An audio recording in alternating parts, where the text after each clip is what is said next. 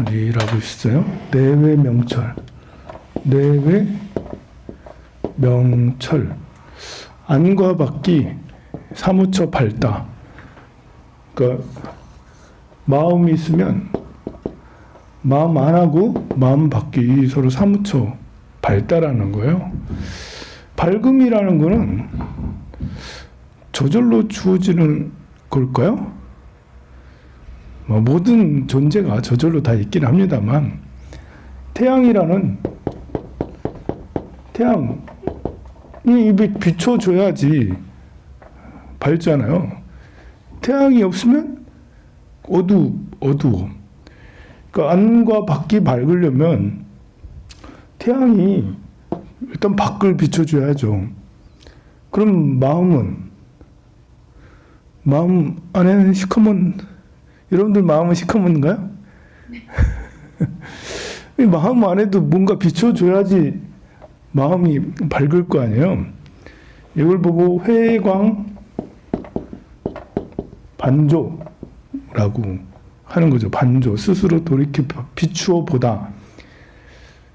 내 마음에 108가지 마음의 기능이 있는데 그 중에 하나의 기능이 이게 마음에 태양을 비추다. 마음의 등불을 켜는 그런 게 있어요. 내가 가지고 있는 기능 중에 하나예요. 쓸 수 있는 거. 이걸 얼마나 자주 쓰느냐, 상시로 늘 쓰느냐, 아니면 묻어뒀다가 이제 뭐 쓰다 안 쓰다 하느냐. 그거는 이제 여러분들이 스스로 선택을 해야 될 일이죠. 나는 내 마음을 비추는 등불을, 이 기능을 가진 내 마음의 등불, 회광반조하는 기능을 다른 말로 하면 알아차림이죠. 알아차림하는 내 마음의 기능을 늘 쓰겠다. 아침에 눈 뜨면서부터 눈 감을 때까지 늘 쓰겠다. 그러면 내 마음을 비추는 거죠. 이게 이제 알아차림의 힘이 세면, 그러면 강력하게 이제 빛이 아주 강하게 비춰서 정말 밝은 거고, 이게 약하면 약할수록 잘 안 보이게 되죠. 밖에 태양이 사라지고 이 빛이 이르면 밖에 어두운 것처럼 마음도 마찬가지예요. 우리는 이제 이렇게 보현행원을 독송하면서 예경, 제불, 칭찬열애, 광수경영, 공양부터 복의 회양까지 이런 걸 하면서 이게 어떻게 하면 안과 밖이 더 밝게 할까, 이것을 위해서 그걸 하는 거죠. 이 원력을 세워서 실천한다라는 것이 결국 지혜와 자비를 우리가 이루기 위해서 하는 거잖아요. 그러면 내 마음도 잘 봐야 되고, 또 나 자신도 수신제가, 나 자신도 잘 갈고 닦아서 옳고 그름을 분별할 줄 알고 나 자신을 이렇게 잘 단련을 시켜야겠죠. 그리고 치국평천하, 세상을 위해서 뭔가 노력을 해야 되겠죠. 세상을 보는 지혜도 필요해요. 우리나라가 이렇게 있으면, 일본이 이렇게 있잖아요. 일본이 이렇게 있지, 이렇게. 한미일이 공동으로 같이 우리나라 수역에서 연합훈련을, 해군 연합훈련을 하자 라는 그런 제의가 있었는가 봐요. 여러분들 어떻게 생각해요? 우리나라 수역에서, 여기 어딘가에서, 제주도 앞바다 어딘가에서 한미일이 공동으로 같이 훈련을 하면 여러분들은 훈련을 하게 할 거야, 아니면 못하게 할 거야? 내가 그런 권한을 가진 자라면. 네. 한미일이 여기 모여가지고, 삼국이 모여서 여기에서 훈련을 하면, 일단은 한미일이 같이 모여서 하는 것이 정당한가? 아니, 미국하고 우리나라하고 한미만 하면 안 되나? 꼭 일본을 껴줘야 돼? 별로 일본하고 같이 하고 싶지 않은데 일본을 왜 껴주는 거지? 일본을 꼭 껴주면 뭐 이렇게 일본하고 서로 사이가 좋아져서 뭐 이렇게 서로 엄청 경제적으로 이익이 될까? 경제적으로 얼마나 이익이 되는지 모르겠지만 경제적으로 엄청 큰 이익이 되면 해도 될까요? 이익이 되겠습니까? 독도도 적기라게 사는데. 자기들도 힘들게 사는데 그죠? 뭐 어떤 이익인지 모르겠지만 일본하고는 별로 하고 싶지 않아요. 근데 이런 요구들은 계속 있을 수 있겠죠. 미국이 요구할 수도 있고, 뭐 일본이 계속 찔러서 미국한테 얘기할 수도 있고, 또 미국이 그게 더 유리하다 싶으면 그렇게 계속해서 우리한테 제의를 하겠죠. 이번 정부에서는 거절했다라고 그러죠. 할 수 없다. 일단은 한미일 자체가 좀 성립하기가 그렇고, 그리고 국제 관계상 여기에서 우리나라 수역에서 이렇게 하게 되면 그렇지 않아도 여기 중국 지금 대만 여기 있잖아요. 대만 여기 있지. 대만하고 중국하고 이번에 푸틴이 우크라이나 이렇게 공격해서 괄목할 만한 성과를 얻었다면 어쩌면 중국이 대만을 쳤을 수도 있어요. 중국은 지켜본 거예요, 이제. 처음에는 이제 러시아 도와줄 생각도 있었을 수도 있겠죠. 근데 하는 거 보니까 이제 러시아가 국제사회에서 팽당하는 거 보니까 시진핑도 저러면 안 되겠다 싶어서 손절했죠. 러시아랑 처음에는 같이 할 듯 그랬는데 지금은 러시아하고 거리를 두고 있어요. 뒤에서는 뭐 하는지 몰라도 처음에는 뭐 시작하기 전에 공격하기 전에 시진핑하고 푸틴하고 만나서 저거 했어요. 그 원유 송유관 뭐 천연가스 해서 설치해서 러시아 걸 많이 사겠다라고 계약을 맺고 막 그랬거든요. 그러고 나서 바로 전쟁한 거거든요. 왜냐하면 러시아가 전쟁을 하면 당연히 유럽에서 전부 다 이제 그 천연가스 이런 것들 안 쓴다고 원유를 안 쓴다고 난리 날 것이기 때문에 그러면 중국한테 다 팔면 되겠다. 뭐 그런 계산은 있었던 것 같아요. 그러나 지금은 꼭 그게 여의치 않은 것 같죠. 중국도 이래서는 안 되지. 우리까지 당하면 안 된다는 생각이. 어쨌든 이렇게 그 자칫하다가는 우리 근처에서도 대만을 공격하면 이거 난감해요. 우리 옆에 있는 우리가 그러니까 이게 이 항공모함들이 지중해 안 갔거든요. 뭐 우리나라 이쪽 항공모함이 몇 함대까지 있어. 1함대, 2함대, 4함대, 5함대 이렇게 7함대 이렇게 있는데 전 세계에 이제 항공모함 하나 있으면 거기에 따라다니는 군단들이 쫙 많거든요. 전 세계 수역들이 미 항공모함들이 곳곳을 다 지키고 그래 다니고 있어요. 근데 근래 이제 우리나라 이쪽 지역을 항공모함들이 3대, 4대, 5대까지 일로 들어왔다고 그러죠. 전쟁은 저기서 났는데 항공모함은 여기가 있어. 항공모함은 절로 보내지도 않아. 지중해라도 가야지. 흑해까지 안 가면 흑해 항공모함 들어가면 난감해지거든요. 러시아하고 바로 이제 3차 세계대전이 생길 수 있기 때문에. 그런데 항공모함이 여기다 갖다 놨어. 왜 그렇겠어요? 여기 중국하고 대만하고 시진핑이 이제 이렇게 3연임, 원래 중국은 5년씩 이제 임기가 5년이에요.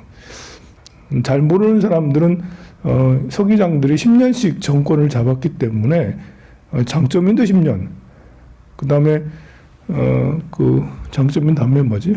후진타오도 10년. 그래서 10년인 줄 알고 있지만 10년이 아니고 5년 집권하고 5년 동안은 또 물려주고. 그래서 다음 이제 장점인 다음에 후진타오가 그 뒤에 5년 전에 이제 뽑혀가지고 두 번째 2위로 뽑혀가지고 5년 동안 넘겨주는 거지. 그리고 나서 5년 동안 하고 뭐 그럼 15년인가? 10년인가? 아유 뭐 골치 아프네요. 그래서 10년을 하긴 하는데 시진핑은 벌써 10년이 넘었거든요. 그래서 헌법까지 바꿔가면서 이제 3연임을 하고 있는데요. 그래서 이제 뭔가 그 결과물이 있어야 된다. 그 중국 사람들이 납득할 만한 이런 게 있어야 된다. 그래서 실적을 자꾸 강조해서 대만을 이렇게 자꾸 복속을 하려고. 홍콩은 이제 복속을 했잖아. 홍콩은 넘겨받기도 하고, 그리고 지 맘대로 완전히 이제 그 친중 정권을 내세웠잖아요. 원래 영국에서 이렇게 받을 때만 해도 이렇게 정치를 여기 홍콩 그대로 놔둬달라고 그렇게 요구가 있었는데, 그 협상을 다 무시하고 중국이 친중 정권을 홍콩에 들이게 했어요. 마찬가지로 대만도 그러고 싶다라는 거지. 대만도 말 안 들으면 쳐들어가겠다라는 거죠. 이번에 그랬을 수도 있었는데, 러시아가 하는 거 보니까 중국도 이렇게 안 되겠다는지 지금은 그렇지 않고 있어요. 이런 상황에서 여기에서 이렇게 한미일이 같이 공동으로 이렇게 그 하면, 연합훈련을 하면 굉장히 위기가 중국, 우리나라 무역의 25%가 중국이고 13%인가요? 예, 미국하고는 10여 프로 차이가 많이 나요. 심지어 아세안이 이제 미국을 추월하고 있어. 우리나라가 이제 수출이 이렇게 세계화되고 다변화되다 보니까요, 아세안 국가에도 요즘에는 수출을 많이 하고 있어요. 미국만큼 아세안 국가에도 많이 하고 있거든요. 근데 중국을 자극해봐야 우리한테 좋은 게 하나도 없어요. 사드 설치하고 나서 우리가 얼마나 힘들었어요. 롯데는 거의 망할 지경에 이르고 막 그랬잖아요. 이번에 러시아가 저렇게 되면서 여기에 사할린이 있잖아. 사할린 섬이 있어요. 사할린 우리나라 땅만큼 큰데, 거기 사할린 일제시대까지만 해도 사할린 반쪽은 일본이 다스리고 막 그랬거든요. 근데 러시아가 이제 1945년 이쪽으로 들어오면서 사할린을 이제 뺐었지. 원래 우리 건데 왜 그러니? 이러면서 이제. 그런데 요즘에 일본인들이 사할린 섬에다가 그 나라의 국명을 적질 않아요. 여기 그쪽 옛 영토 그거를 자기들이 자꾸 수복하려고 옛 영토를 가지려고 굉장히 노력을 하고 있죠. 또 이제 이쪽에 연해주 지역의 사람들은 러시아 그 모스크바 사람들한테 너무 이렇게 그 차별을 많이 당해가지고, 그래서 이쪽 연해주 이쪽 블라디보스토크 이쪽 지역에 사람들은 독립하길 바라는 사람들도 굉장히 많아요. 우리가 이제 이렇게 북한하고 사이가 안 좋아가지고 뭐 이쪽 크게 관계를 못 하고 있는데요. 사실은 우리 고려인들이 여기 많이 살잖아요. 지금도 한 10% 정도가 연해주에 고려인들이 살고 있다라고 그러죠. 또 러시아 쪽에서는 일본하고는 별로 잘 지내고 싶지 않고, 이쪽 극동 지역의 개발이라든지 극동 지역의 이런 것들을 우리 남한하고 관계해서 뭔가를 하고 싶어하는 그런 생각도 가지고 있는 것 같아요. 사실 우리나라에서 러시아로 들어가서 활동하는 대기업들이 삼성도 거기서, 삼성전자도 많이 그거 들어갔고, 또 LG도 그리고 현대차도 거기서 공장을 만들고, 그래서 러시아하고 우리하고는 꽤 긴밀하게, 또 이렇게 군사 로켓 이런 것들도 사실 러시아 미국한테 받은 기술이 아니거든요. 러시아한테 받은 기술로 우리가 로켓도 쏘고, 또 탱크도 사실은 러시아한테 받은 기술로 탱크도 만들고 그렇게 하는 거였거든요. 우리가 러시아하고 굉장히 먼 것 같아도 이상하게 이제 러시아하고 같이 엮여서 뭐 하는 것들이 많아요. 엊그저께 어제인가요? 바이든이 100만 배럴, 하루에 100만 배럴씩 원유를 방출하겠다. 이제 이렇게 쌓아놓고 있었던, 미국에서 보유하고 있었던 원유들을 풀겠다라고 그렇게 이야기를 했어요. 그래서 국제유가가 120달러까지 막 올라갔었는데 100달러로 축 내려오고, 조금 이제 기름값에 대한 부담이 약간 좀 덜해졌죠. 뭐 기름값이 200달러가 180달러까지 올라간다 뭐 이런 말도 있고 막 그랬거든요. 그런데 하루에 100만 배럴씩 6개월 동안 풀겠다 그렇게 이야기를 해요. 야, 정말 미국은 보유하고 있는 원유가 엄청 낮구나 진짜. 그 많은 걸 어디다 다 저장을 했나 몰라. 저장을 도대체 어디다 했나 모르겠어. 그래서 근데 이제 국제유가가 101달러, 이제 지금 100달러, 105달러 막 이러고 있는데요. 아마 100에서 110달러 계속 지금 이 상태가 오랫동안 유지되겠죠. 어떻게 보면 미국은 재고 처리하는 게 아닌가? 이제 앞으로 우리 ESG에서 원유보다는 이제 전기를 더 많이 쓰고 또 다른 저탄소 또는 재생에너지 뭐 이렇게 자연에너지 뭐 수력이라든지 풍력, 화력 말고 풍력이라든지 수소 이런 것들을 앞으로 에너지를 더 쓸 거라고 그러잖아요. 그러면 그렇게 많이 비축해 놓을 필요가 없잖아. 그런데 그 비축분을 6개월 동안 다 다 이제 방출한다는데 방출이 아니고 판다는 거지 그게. 말이 좋아서 방출이, 말이 좋아서 원유를 푼다는 거지. 그거 다 판다는, 고가에 판다는 거잖아요. 우리 코로나 2020년 이제 3월달, 4월달 그때 원유값이 어땠는지 알죠? 원유 선물은 마이너스까지 갔었거든요.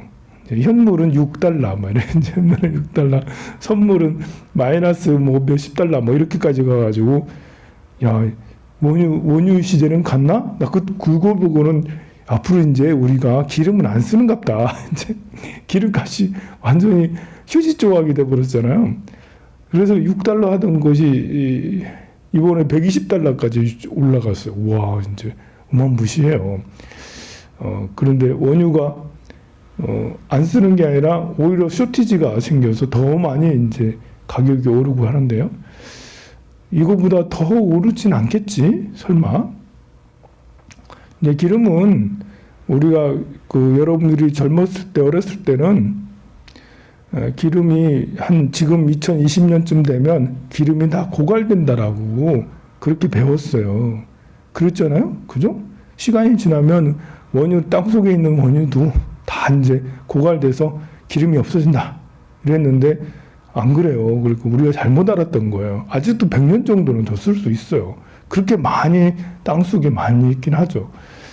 그런데 그거를 자꾸 쓰니까 이제 탄소 배출이 너무 심해서 이제 그거를 안 쓰자라고 하는 건데, 그렇다면 재생에너지가 더 비율이 더 높아지면 그러면 이제 원유 가격은 점점 떨어질 수밖에 없어요. 이번에 원유 가격이 이렇게 치솟아 오르는 거는 이제 이 원유를 생산도 별로 안 하지만 원유 생산 시설들을 좀 줄였어요. 특히 미국의 그 셰일가스 이런 생산 시설들이, 이게 이제 셰일 오일들은 원유하고 좀 달라가지고 땅 속에 있는 흩어진 기름들을 모아오기 때문에 거기다 물을 엄청 많이 넣고 이렇게 해서 그 압력으로 밑에 있는 땅 속에 있는 것들을 이렇게 모아가지고 원유를 만드는 방식이거든요. 그래서 땅을 오염을 엄청 많이 시킨다라는 거지. 그러니까 미국에서도 뭐 텍사스라든지 이런 데서 셰일 같은 게 많이 이렇게 유전해서 이렇게 캐오는데요. 그 주민들이 다 이주했어요. 그리고 많은 주민들이 농성하고 그래요. 그리고 이제 돈 많이 받아가지고 이제 석유 회사들한테 보상을 많이 받고 이사 가고 막 그렇게 했거든요. 그거는 이제 땅이 너무 오염돼 가지고 살 수가 없기 때문에 그런 거예요.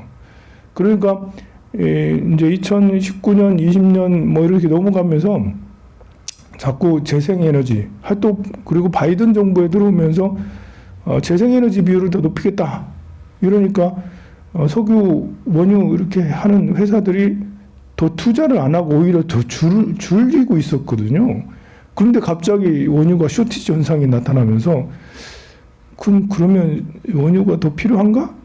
해서 투자를 더 늘리려니, 야, 이거 한 10년 정도 지나면 이제 원유 금방 안 쓰는 거 아니야, 이제? 야, 이거 몇 년, 한 2, 3년 보고 우리가 투자를 몇억 달러를 이렇게 투자를 할 수 없잖아. 그래서 원유 가격이 이렇게까지 오르는데도 그 기업들은 투자를 더 해서 더 많이 캐려고 하질 않는다라는 거예요. 그러니 쇼티지가 이제 생기는 그런 상황인데, 뭐 이렇게 기름값이 이렇게 오를 때까지 기다렸는지 어땠는지 모르겠지만 최고가로 6개월 동안 계속 이제 100만 배럴씩 판다니까, 그렇지 않아도 미국은 국가 부채에 시달리고 있었는데 조금이라도 뭐, 그리고 뭐 우리한테도 나쁘진 않은데 자기들이 올려놓고 이렇게 파는 거 아닌가, 이런 뭐 이제 음모론처럼 기분이 약간 살짝 꼭 좋은 거는 아니고 그렇습니다. 이번 정권의 이제 인수위원회들이 이렇게 보니까 그 MB 정권 때 이제 그 활약했던 분들이 인수위원회 많이 들어와서 활동을 하고 있어요. 그래서 그런지 자원외교 예전에 했던 것들을 다시 또 손보고 더 하겠다라는 그런 것도 발표하고 하는 모양이에요. 그러니까 MB 정부 초기 시절에 자원외교를 많이 했거든요. 우리나라 전 세계에 이제 매물로 나온 광산들을 마구잡이로 사들였어요. 잘한 건가요? 어쨌든 기획은 나쁘지 않은 것 같아요. 옛날 2009년, 10년, 11년 때 생각을 해보세요. 그때 리먼 사태 이후로 매물들이 많이 나왔거든요. 그때 광산들이. 또 우리나라는 해외에서 많은 자원을 수입해서 그걸 재가공해서 파는 수출 국가이기 때문에 해외에 있는 니켈 광산이라든지 코발트 광산이라든지 이런 광산들을 많이 사가지고 거기서 싼 값에 이렇게 해오면 좋은 거잖아요? 그건 좋은 거지. 그러니까 기획은 좋았는데 당시에 듣기로는 뭐 그때는 열심히 한다고 했지만 제대로 이렇게 충분히 사업성이나 가치성을 알아보지 않고, 예를 들면 더 이상 광산의 가치가 없는, 캐나다 어딘가 그랬어요. 광산의 가치가 없는, 이제 팔려면 너무 돈이 많이 들어가는, 또 있는지 없는지도 모르는 다 캐가지고 그런 곳을 뭐 1조, 2조 원을 주고 샀다, 뭐 이렇게 이런 말도 있고 막 그러잖아요. 그때 산 것들이 야 우리 잘못 사서 물렸다. 이제 고가에 매물로 나오긴 했는데 떨어지고 저가에 사야 되는 거 아니겠어요. 그런데 당시에 고가로 또 많이 샀다라는 거예요.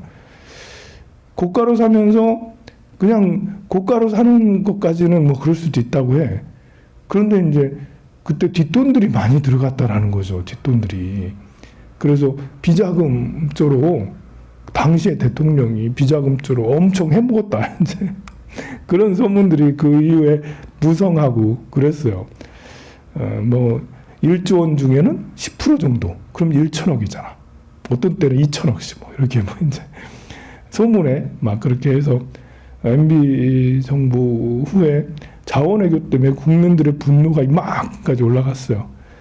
근데 이제 지금 보니까 이제 니켈 가격이 어마무시하게 올라가지고 코발트 가격이 어마무시, 팔라듐 가격이 막 구리 가격이 막 올라가지고 남미에 이제 그 남미 어디 페루인가요? 포스코 케미칼, 포스코에서 남미 그쪽에 어딘가에 이제 광산을, 니켈 광산을 샀는데, 니켈 광산을 얼마에 이제 사고 나서 보니까 니켈이 어마무시하게 더 많이 들어있는 거예요. 예상보다도. 이만큼 들어있는 줄 알았더니 이만큼 들어있다라는 거죠. 게다가 니켈 가격이 지금 얼마나 올랐어요? 세상에 몇 배나 올랐어요. 그래서 그런 거는 정말 기업 가치가, 우리 이제 포스코는 세계 철을 뭐 해와야 되기 때문에 철은 철광석만 필요한 게 아니라 특수광을 또 쓰기 때문에 철광석에다 다른 것들을 섞고 막 그래야지 특수광이 제작되는 거 아니겠습니까? 그래서 전 세계에 광산들을 몇 개 이렇게 사고 그렇게 했다라고 그러죠.